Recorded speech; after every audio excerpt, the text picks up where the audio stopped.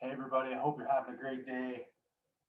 We're just waiting for Doug Whittaker to pop on here. He's got a bunch of great squash tips lined up for us today.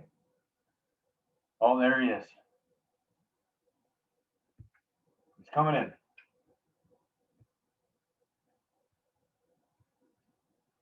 Hey Doug, how you doing?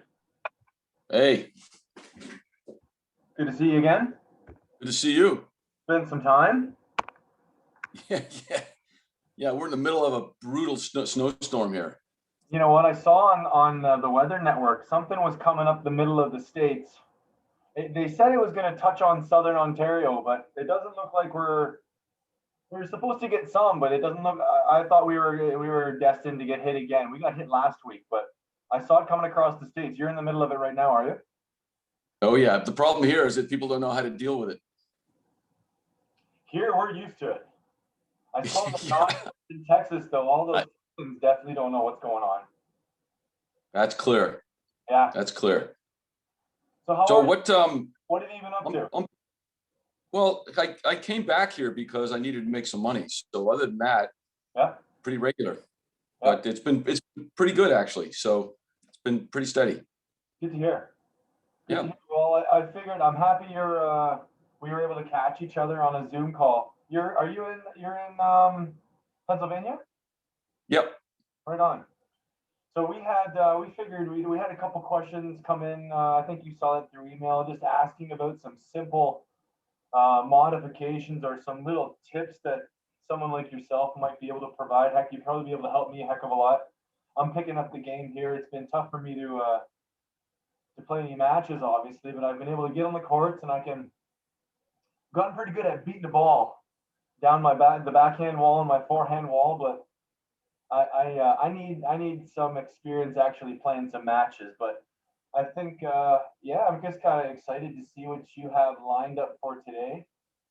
Any tips you can provide? I know we talked about possibly talking about how we hold a racket, but any value you can shed for our members, we can pass it along. We just record our meeting today, and I'll share it to our community, and hopefully they can get something out of it. Okay. Well, I did make some notes on what might help. I've also Cool. got an email I can send you that has a pretty good video Okay. of a guy called David Pearson, who's a very, very influential coach in England. So I can send you that as well. But from my input, the basic thing is I use a tennis comparison. So I don't know if you can see the racket or not. Yep, I can see your But racket. basically, when you hold it,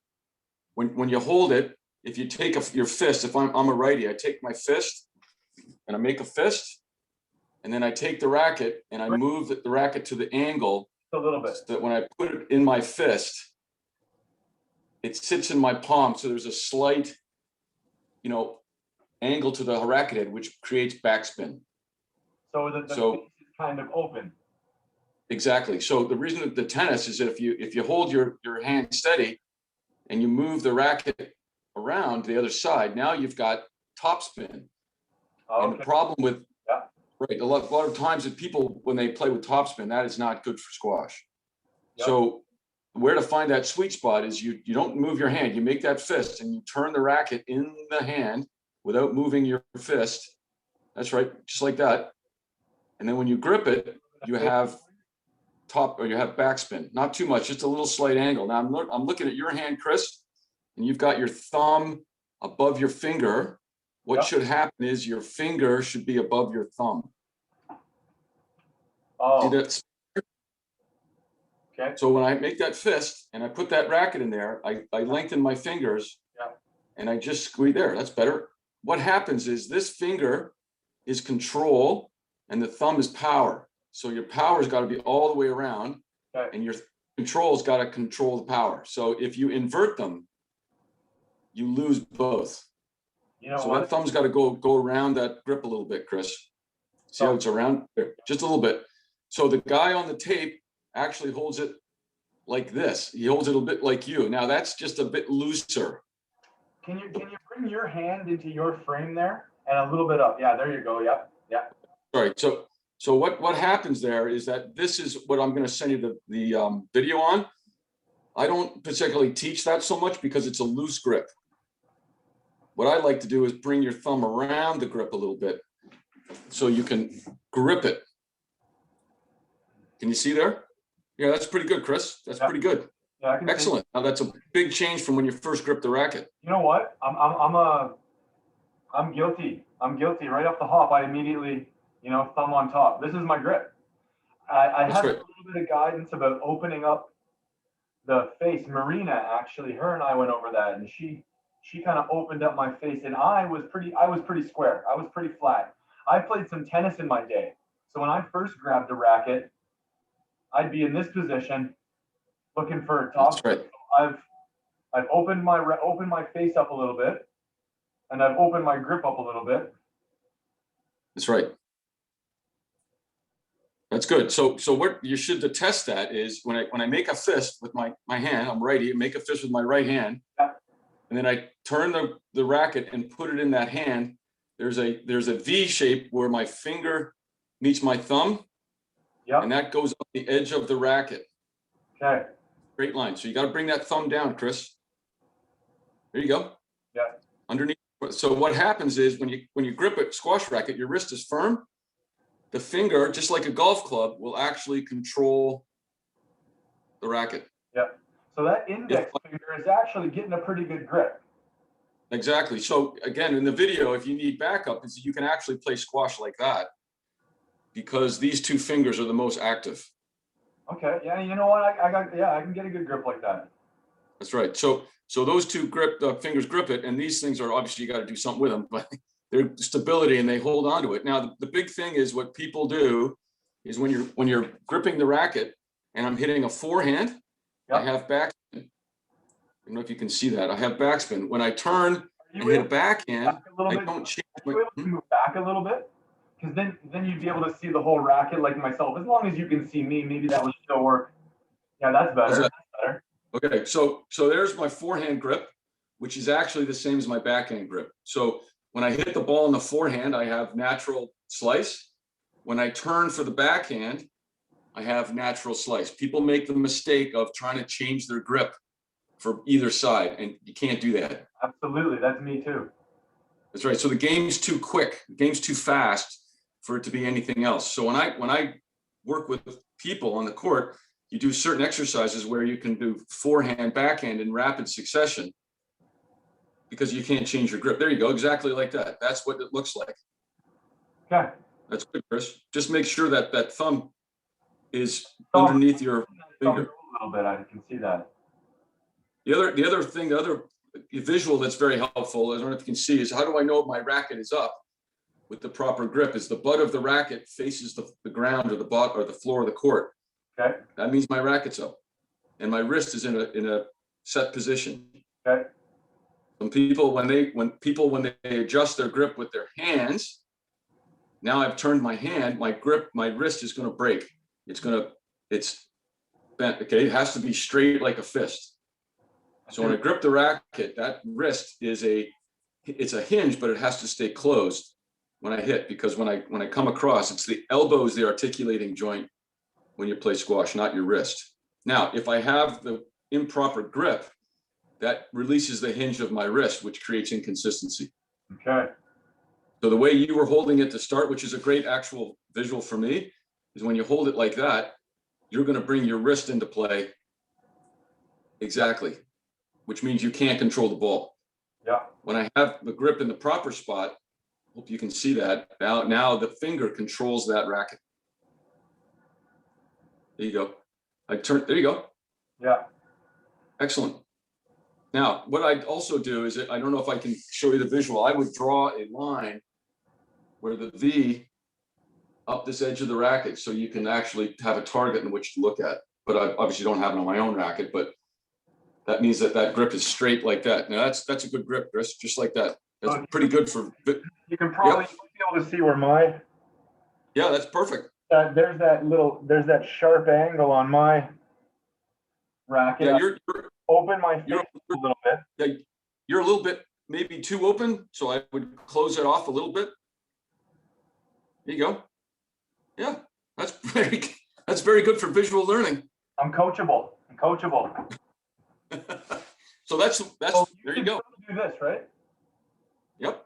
Yeah. Now, just to run through the list. So if I have topspin, so I've turned my racket in my hand. So now I have a tennis grip. So it's topspin. The problem with that is I'm going to hit the tin. Yeah. There's no spin on the ball to create upward draft to clear the tin. If it's flat, so that V is in the middle of the shaft of the racket, okay, that means I have to slap at the ball and I have to hit it super hard to make it do anything. Okay. When I have the correct grip and I have backspin, I make the ball work for me in that the ball is spinning when I hit it and it accelerates off the front wall or the side wall, whichever you hit. Yeah. So that I call that natural slice, which means that the racket's sitting in my hand. I'm going to try your version. The racket's sitting in my hand. I don't know if you can see. Yeah, I can see that. It was your sweater that was making the light go, but I can see you there. Okay, so there would be topspin, flat, natural slice, which is where you should be. Okay.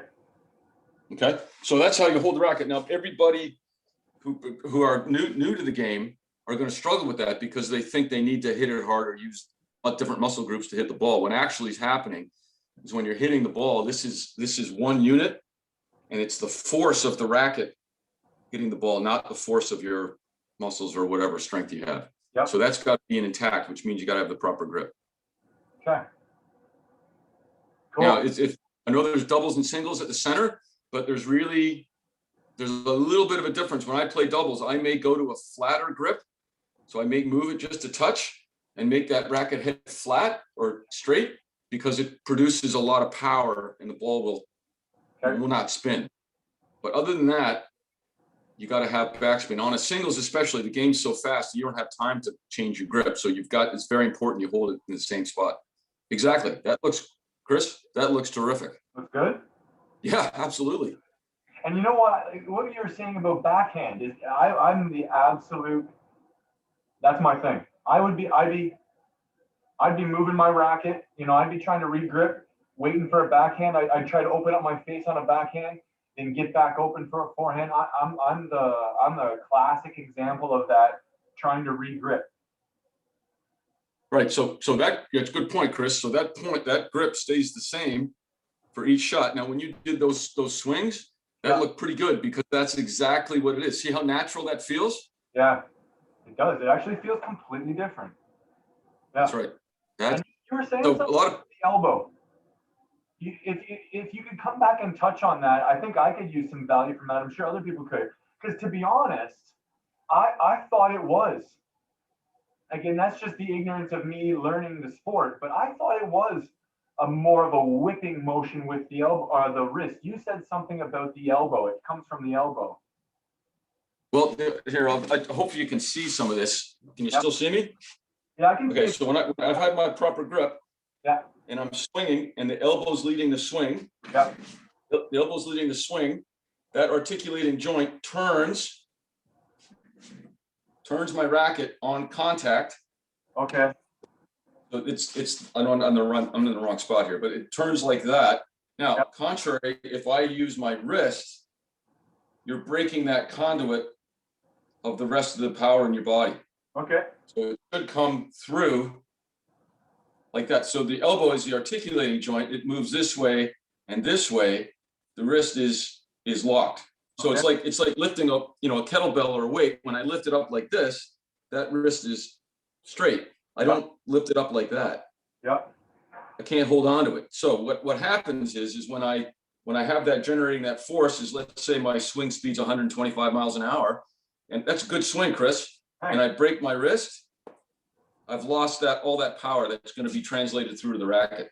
Okay. So when you're just for a fairly novice player, you had actually a pretty good swing just like that, and that comes from the grip. That's pretty good. See how your elbow is driving it? I feel it. And yeah, absolutely.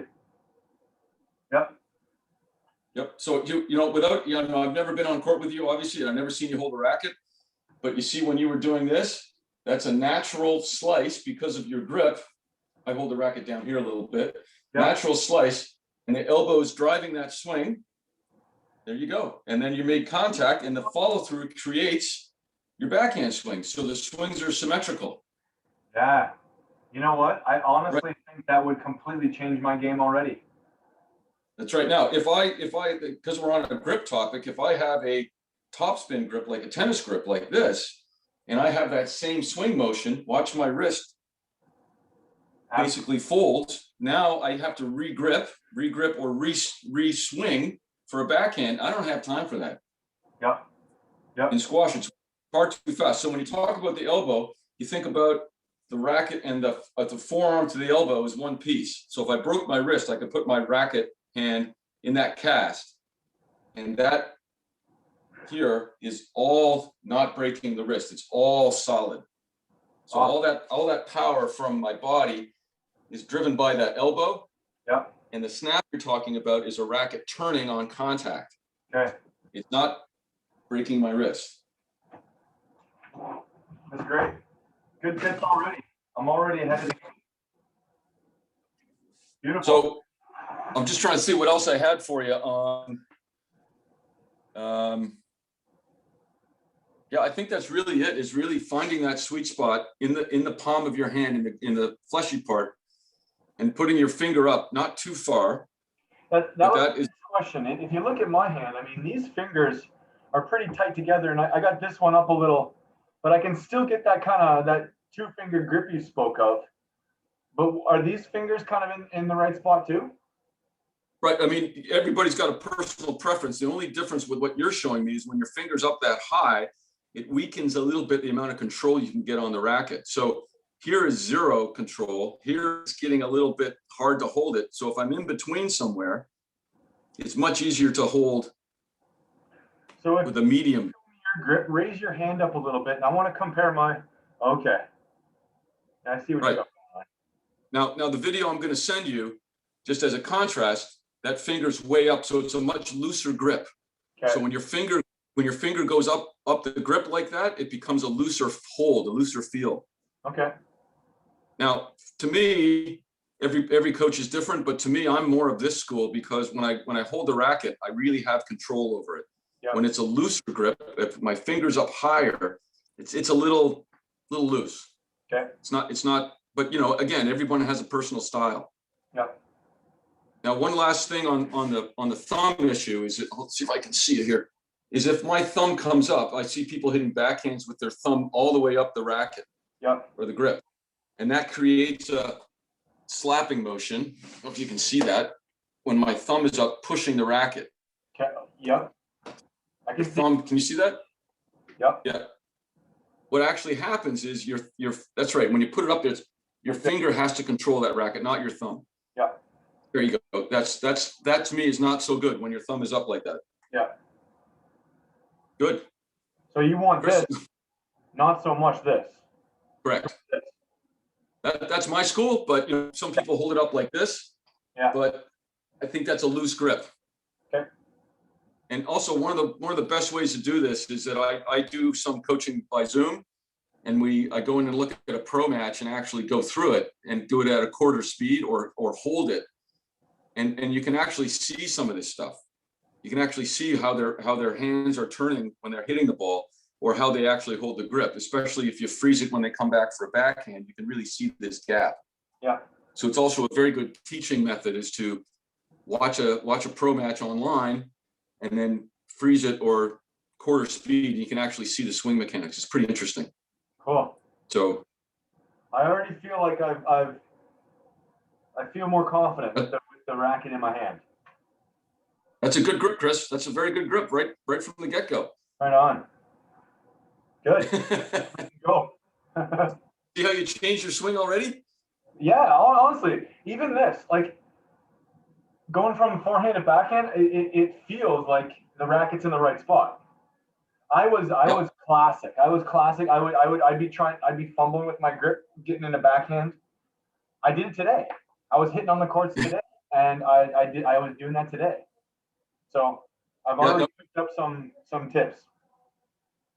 What we could do is at another time, I've got, I don't know what time it is, but what we could do is I'd have to configure the room here. There's not much in it, but I could configure the room and I could show you some exercises you could do on the court. In other words, like a virtual lesson, but a virtual drill thing kind of thing, because I could show you that, but I can't do it. I've got to move stuff around. But next time, if there is one, which would be great, I can actually show you what you can go on there and do on your own, which you could translate to the membership if you wish. I think that'd be great. I bet if they get as much value just from this, doing some drills on the court, reinforcing this, I bet that would be valuable. This is great. Yeah. So if you give me a little lead time, I can set things up and I can run through a bunch of exercises that you could actually do yourself. So you could empirically say, hey, this works because I have a better grip, I have a better swing now, and this is the practice I do to do it. Yep. Awesome. Yeah, that looks way better, Chris. Yeah, very helpful. I should go reinforce it now. I'll go practice. I'm eager to go give it a shot now. We have we've set our courts up. We've divided them right down the center, so we have a left and right, and we're in the red zone right now, so we can't play full on squash. So we had a good meeting with Lauren Satchvey from Squash Ontario, and Eric Baldwin joined us, representing Squash Ontario. He's on the COVID task force, but also as a avid squasher in the GTA area. Mm-hmm. So they shed some light on how we can, keep some competition up while we're in this red zone, and we're setting up cross court matches right now. So we got the distance in between people, but we still have the competition in there. So that's what we're working on right now in our club. Now, that's a really good exercise. We would call that here. I mean, in Philly, we call it a cross court game, or a sides, if you will, and that's a really good way to separate. You actually can have a match, and you change sides. Yep, get some points going. I think that's really what we're lacking, not being able to play squash. Guys, everybody is coming in doing some drills, but the competition and racking up some points and making a game out of it is what we need. So I think the game like sides or cross court matches is going to be great.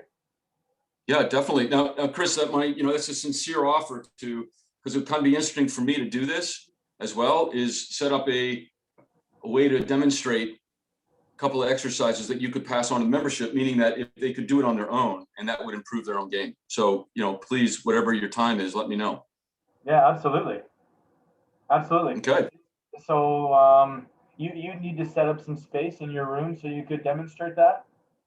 Yeah, absolutely. I've got, I wasn't supposed to come back here, so everything's in storage. So I have lots of room, so I could set something up, and you could help me with the camera stuff, so you could tell me what you can see and can't. That'd be great. And we could do that. Yeah, that'd be great. So, yeah, I'd love to. But, it's kind of interesting watching what's going on at home, and it's a little different here, so I'm able to be a little more active and do stuff, but I really hope things pass soon, because it's just nasty, huh? Yeah, I mean, it's wearing on everybody. I mean, we got a variant passing around, Simcoe Muskoka. But I mean, I think we're fortunate being in this area. We have lots of outlets to get outside, but everybody's anxious to get back on the courts. I mean, people want to get back on the courts. There's lots to do outside, but still, 'tis the season to be on those squash courts. So definitely, we need it. Definitely, this is a great way. This is a great tip. I'm definitely going to pass this off to our membership. I think this is going to be a good refresher, and we have some new people in the club as well. So I think they're really going to get some value out of that. Good. And, again, let me know if there's another time to show you some more stuff. Absolutely. Let's maybe we can connect in the next week or so, and we can get something planned out, because I think that would be great. We'd really appreciate it. Sure, anytime, of course. Awesome, Doug. All right, Chris, stay healthy. Yeah, good to see you. Okay, good to see you. Okay, bye-bye. Bye-bye.